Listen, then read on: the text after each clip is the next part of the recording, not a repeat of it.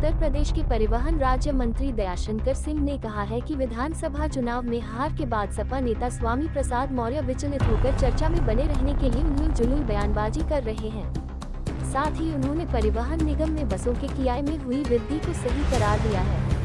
बलिया शहर में आज अखिल भारतीय विद्यार्थी परिषद के एक कार्यक्रम से संवाददाताओं से बातचीत में परिवहन राज्य मंत्री ने सपा नेता स्वामी प्रसाद मौर्य द्वारा किए गए हालिया ट्वीट इंडियन आर डाक कहकर अंग्रेजों ने जो अपमान ट्रेन में गांधी जी से किया था वह दर्द गांधी जी ने समझा था, उसी प्रकार धर्म की आड़ में उसका दर्द शीघ्र समाज समझता है तो लेकर किए गए सवाल पर प्रतिक्रिया व्यक्त करते हुए कहा कि विधानसभा चुनाव में हार के बाद सपा नेता स्वामी विचलित हो गए हैं। उन्होंने आरोप लगाया कि स्वामी चर्चा में बने रहने के लिए इस प्रकार की भाषा का प्रयोग कर रहे हैं। परिवहन मंत्री ने राज्य सड़क परिवहन निगम की बसों में किराया वृद्धि को सही करार देते हुए कहा है कि बसों में किराया तब का निर्धारित था जब डीजल की 7 रुपए प्रति लीटर था। आज डीजल की कीमत 90 रुपए प्रति लीटर है। साथ ही किराए में वृद्धि के बाद भी भारत भर में सबसे कम किराया उत्तर प्रदेश में ही है। उन्होंने कहा कि डीजल के मूल्य में 30 रुपए की वृद्धि के कारण गैस की पूर्ति नहीं हो पा रही थी। कोरोना काल में 2 वर्ष में कोई नई बस नहीं खरीद की गई। उन्होंने कहा कि राज्य सड़क परिवहन निगम को जर्जर हालत से उबारने के लिए योगी सरकार अनेक कदम उठा रही है। नियुक्तियों से लेकर नई रोडवेज बस खरीदी जा रही है। 2300 नई बस खरीदी गई है। पुरानी बसों को शिफ्ट कर नई बस लाना है। सुविधाएं बढ़ रही है।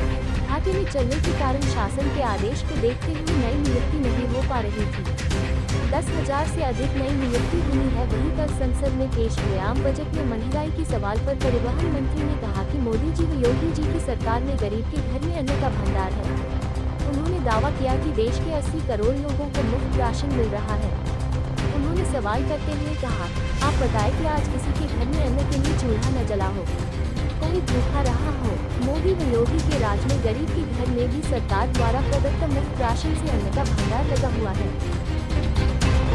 आज अखिल भारतीय विद्यार्थी परिषद के ये सम्मेलन था, जिला सम्मेलन था, उसी में आज उपस्थित हुए थे। हमारे विद्यार्थी परिषद के राष्ट्रीय मंत्री साक्षी जी हैं, इस कार्यक्रम के मुख्य वक्ता थी, आई थी, तो मैं यहाँ पर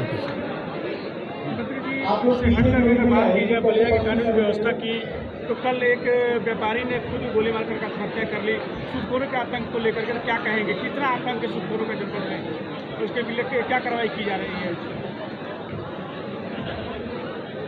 देखिए, ये सही है कि पहले भी यहाँ इस तरह की घटनाएं हुई हैं और फिर ये बहुत ही दुखदायी घटना हुई है और इस पर हम लोग बहुत सख्त हैं और जो भी दोषी होंगे उनको दंडित कराया जाएगा और ऐसे लोगों पर जो आए दिन इस तरह की घटनाएं हो रही हैं, इस पर कड़ी कार्रवाई करके जो भी ये जो सूदखोरी का धंधा है इसको बलिया से बंद कराया जाए। कई बार देखा जाता है कि जो सूदखोर होते हैं वो किसी न किसी पार्टी से हमेशा जुड़े हुए रहते हैं, उनके खिलाफ पार्टी की वजह होने के नाते कार्रवाई के पुलिस काफ़ी पीछे हट जाती है। देखिए, ये पहले कभी होता होगा, लेकिन अब जो है योगी आदित्यनाथ जी की सरकार में कोई भी व्यक्ति, चाहे कोई कितनी भी पहुँच वाला क्यों न हो, यदि वो अपराधी है तो उसको सज़ा मिलेगी, ज़रूर मिलेगी। सर, अभी एक समाजवादी पार्टी की तरफ से आया था कि रोडवेज बस का किराया जो है बढ़ रहा है और सुविधा के नाम पर कुछ भी योगी सरकार नहीं दे रही, लुटने में कुछ नहीं कसर छोड़ी।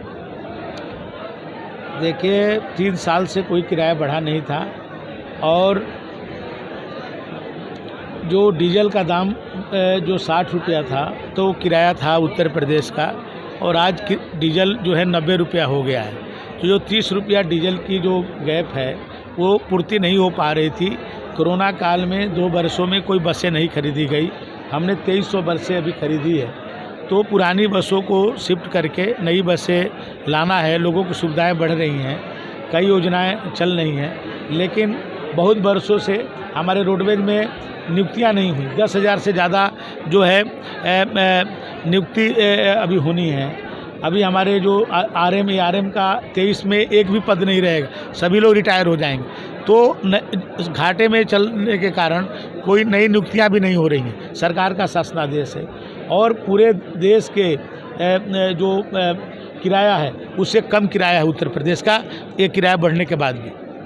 मंत्री जी, अभी स्वामी प्रसाद मौर्य ने ट्वीट किया है कि इंडियंस और डक्स के साथ गांधी अभी स्वामी प्रसाद मौर्य का ने ट्वीट किया है कि इंडियंस और डक्स के साथ गांधी जी का जिस तरह शुरू किया गया था, अंग्रेजों द्वारा जो दर्द गांधी जी को हुआ था, वही दर्द आज शूद्रों को हो रहा है, जो धर्म ज्ञान में उनको अपमानित किया जाता है।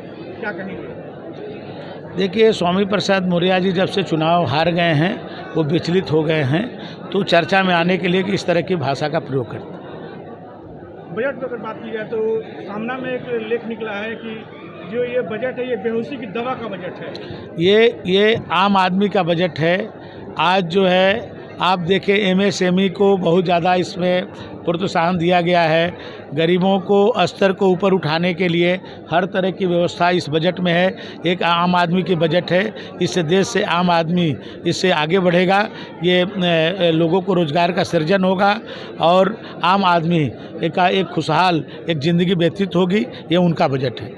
गेहूं का दाम, आटे का दाम क्यों सस्ता किया गया? इसमें जब टीवी और इलेक्ट्रॉनिक वस्तुओं के दाम सस्ते किए गए हैं। देखिए, राशन तो इस सरकार में सबको जो है निःशुल्क मिल रहा है।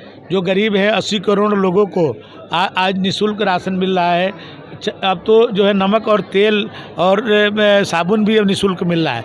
तो इस सरकार में आप ये बताइए कि कोई एक दिन भी अन्न के लिए कोई किसका घर में चूल्हा न जला हो, कोई एक आदमी भूखा रहा हो। तो आज मोदी जी और योगी जी की सरकार में तो आज अन्न का जो आज गरीब के घर में भी भंडार है।